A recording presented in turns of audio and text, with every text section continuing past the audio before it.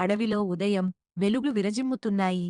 పెద్ద పెద్ద వృక్షాల మధ్య ఒక అద్భుతమైన రాజసభ ఉంది. రాళ్లతో నిర్మించిన సింహాసనం మీద మహారాజు వజ్రసింహుడు కూర్చున్నాడు. అతని బంగారు కిరీటం సూర్య కిరణాల్లో మెరిసుతోంది. ఎర్రని వెల్వెట్ రాజకోటు అతని భుజాలపై అందంగా జారుతోంది. అతని కళ్లలో గర్వం కాని, లోపల ఒక తెలియని సందేహం. అతని పక్కనే నిలబడి ఉన్నాడు మంత్రి చతురకేతు. అతని ముఖంలో చిరునవ్వు ఉంది కాని, ఆ చిరునవ్వు వెనుక ఒక రహస్యం దాగి ఉంది. చంద్రకాంతిలో అతని కళ్ళు మెరుస్తున్నాయి. అవి తెలివి మాత్రమే కాదు, కుట్ర కూడా చూపిస్తున్నాయి. కొంచెం దూరంలో పవిత్ర నది ఒడ్డున నిలబడి ఉన్నాడు గజాననుడు. తెల్లని వస్త్రం, నుదుటిపై చందనం తిలకం. అతని కళ్లలో ప్రశాంతత ఉంది. అతను మృదువుగా జంతువులకు ధర్మం, నిజం, ఐక్యత గురించి ఉపదేశిస్తున్నాడు. ఒక చెట్టు కొమ్మపై కూర్చుని అన్నీ గమనిస్తోంది కోతి మధుక. ఆమె ఉత్సాహంగా ఉంది. ఏం జరుగుతుందో తెలుసుకోవాలని ఆసక్తిగా చూస్తోంది. పక్కనే సరస్సు దగ్గర నిశ్శబ్దంగా నిలబడి ఉంది జింక హరిణి. ఆమె హృదయం స్వచ్ఛమైనది. ఆమెకు శాంతి కావాలి, విభేదాలు కాదు. అప్పుడే మంత్రి చతురకేతు నెమ్మదిగా రాజుకు దగ్గరవుతాడు.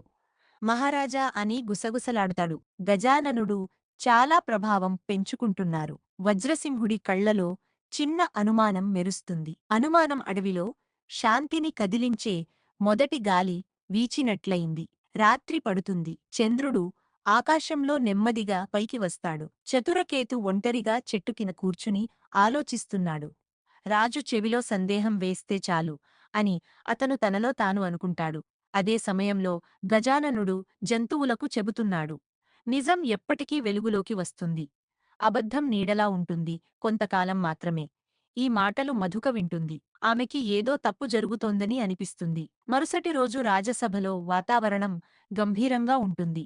వజ్రసింహుడు గర్జిస్తూ గజాననుడిని ప్రశ్నిస్తాడు. గజాననుడు ప్రశాంతంగా సమాధానం ఇస్తాడు. మహారాజా రాజ్యం నిలబడేది శక్తితో కాదు, సత్యంతో. అప్పుడే అడవిలో అగ్ని అంటుకుంటుంది. జంతువులందరూ పరుగులు తీస్తారు. చతురకేతు దాక్కుంటాడు.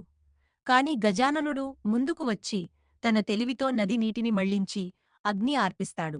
వజ్రసింహుడు అన్నీ గమనిస్తాడు. మధుక ముందుకు వచ్చి నిజం చెబుతుంది.